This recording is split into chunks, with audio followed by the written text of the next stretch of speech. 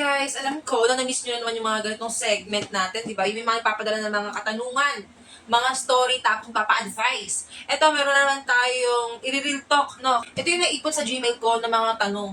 Dito ko na lang sasagutin to, no? Ito, medyo maiirita kayo dito kung kayo yung nakaka-relate dito lang sa mga babae dyan. Lalo sa mga babae dyan na merong jowa dito na naiwan sa Pilipinas, tapos yung jowang babae ay nagtatrabaho sa ibang bansa. Yung mga kababayan nating OFW dyan, ha? Yung mga babae dyan na uto-uto. Ito, pakinggan nyo to. Sabi niya, Madam, paano kung gagawin ko? Hindi ko na mahal ang girlfriend ko. Nasa Korea ang girlfriend ko, nagtatrabaho siya sa restaurant ng tita niya. Nawalan na ako ng gana sa kanya after ko makilala si Bea sa isang party. Kaso, hindi ko mahiwalayan si girlfriend dahil siya ang papadala ng allowance ko at binibigay niya yung gusto ko. Pero, iba talaga yung pagmamahal ko kay Bea. Hindi ko tuloy alam kung sino pipiliin ko sa dalawa. Sana naman i-advise mo ako dahil bilang babae, maliwanagan ako. Ganon? Unang-una, hindi ka maliliwanagan, ha? Kasi maling-mali ang ginagawa mo. Ang kapal naman ng mukha mo, no? Alam mo bakit? Talaga naman lang hingi ka pa ng advice kung ano dapat gawin. Wala ka ibang dapat gawin kundi harapin kung ano yung kalokohang ginawa mo. Unang-una, wala ka bang away? Hindi ka ba naawa sa jowa mo? Yung jowa, papakahirap dun sa ibang bansa, oh. Kaya sabihin mo na sa ibang bansa yan, hindi naman sa buhay ng mga yan. Ha? Nagsisikap yan, trabaho yan para sa mga mahal nila sa buhay na naiwan dito sa Pilipinas. Lalo ka na, kapal naman ng mukha mo, iiwan ka sa Pilipinas. Kung tutuusin nga, tangina, hindi ka na dapat na itupagin eh. Nandun na sa ibang bansa, kung ako, hindi ka itupagin. Diba? Kung ako dyan, hindi ka itupagin. Nandun ako sa ibang bansa, papakasasang, papakasarap ako. Ba't kita bubuhayin? Ba't kita bibigyan ng allowance? Ba't hindi ka magtrabaho dito? Diba? Alam mo, madami talagang, ewan ko marami talagang babaeng tanga. Karamihan yung mga OFW ha, karamihan pero hindi ko nila lahat ha, pero marami talaga mga babae na natatanga. Pagdating sa mga lalaki, no, yung tipong magkakajowa sa Pilipinas, tapos aalis sila, iiwan nila yung jowa nila dito sa Pilipinas.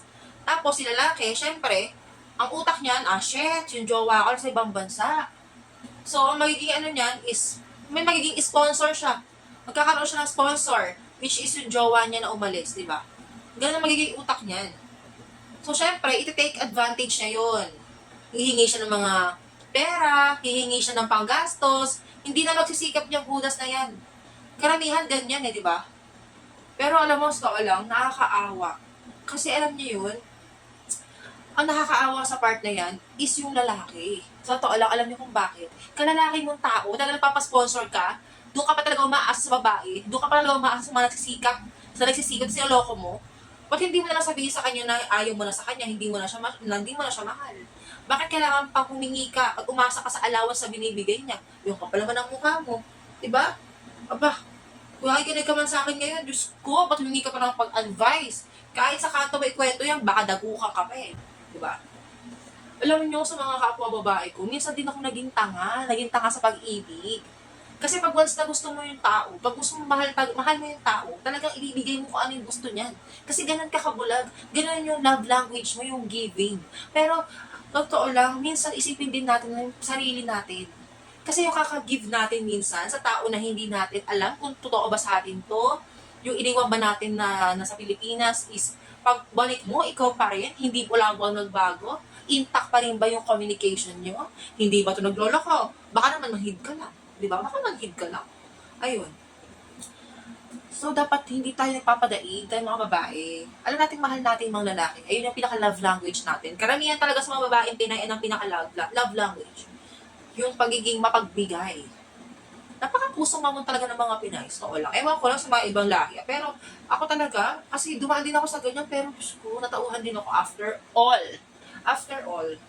Pero, ayun nga, tulad ng pa-advise ni Kuya, kapal ang mukha niya ito yun. Talagang hindi niya kasi maiwan dahil ayun yung bibigay sa kanya ng allowance. Kupal ka, pagtapos mong umantot dun sa isa, tapos hihingi ka ng allowance, sana kung nanonood ka, mapanood din to ng jowa mo na niloloko mo.